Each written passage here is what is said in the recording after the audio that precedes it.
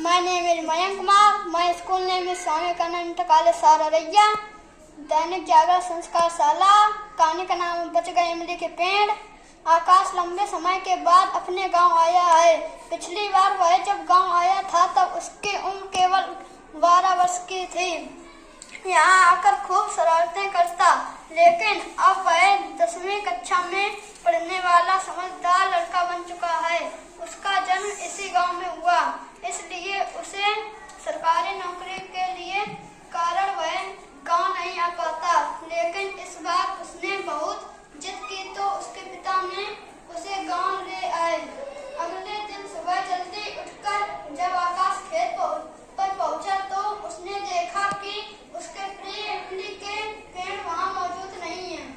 उसे पता चला कि दोनों पेड़ काट दिए गए, क्योंकि गांव वालों का मानना था कि उन पेड़ों पर भूत प्रेत का निवास है। खेतों में काम करने वाले मजदूरों ने बताया कि कई बार रात में वहां बैठे मजदूरों को किसी बुरी आत्मा ने पकड़ लिया था।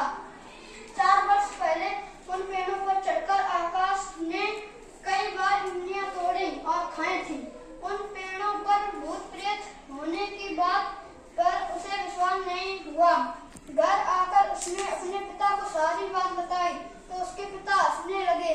उन्होंने कहा, गांव में ऐसे अंधविश्वास फैले रहते हैं। तुम तो विज्ञान पढ़ते हो। बहुत सारे पेड़ ऐसे होते हैं जिनके नीचे रात में बैठने पर घबराहट महसूस होती है।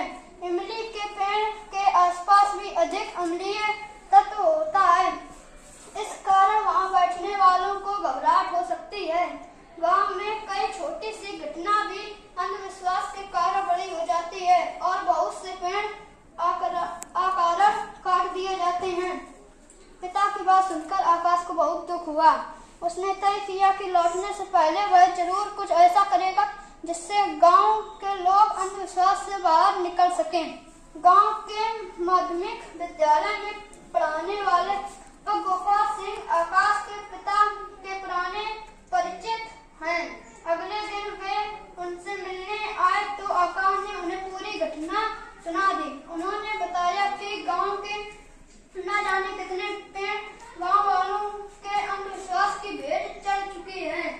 तब आकाश के पिता ने उनसे कहा कि हमें जरूर कुछ न कुछ करना चाहिए।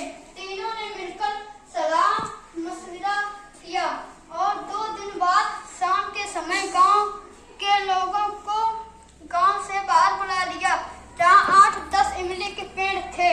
आकाश ने सबसे वहां बैठने का आग्रह किया।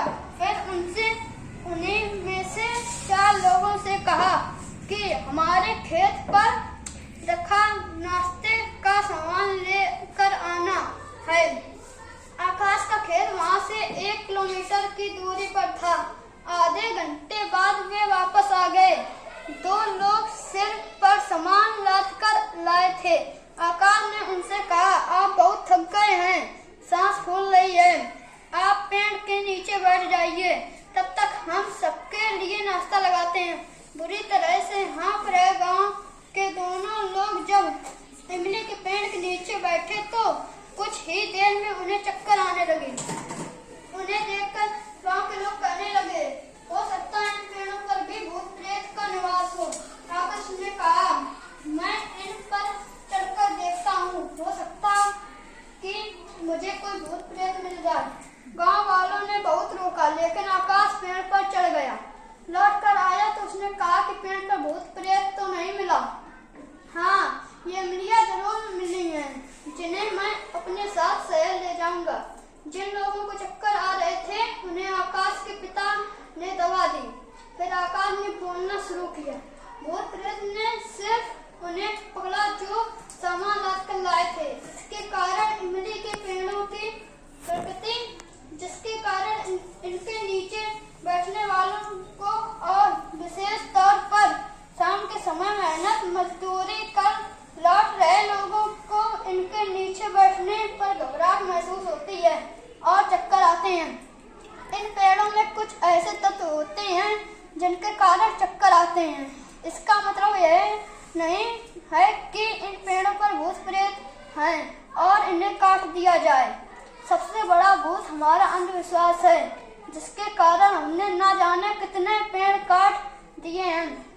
अब गांव के लोग बुद्धि से काम लें और किसी भी घटना को अंधविश्वास के साथ न देखें, बल्कि समझदारी से देखें।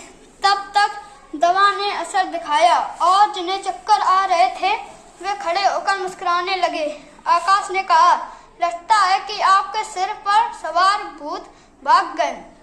मुखिया जी ने कहा, बेटा आज हमारे गांव से अंधविश्वास का भूत भाग गया। उन्होंने आकाश के पिता से कहा, आप अपने समझदार बेटे को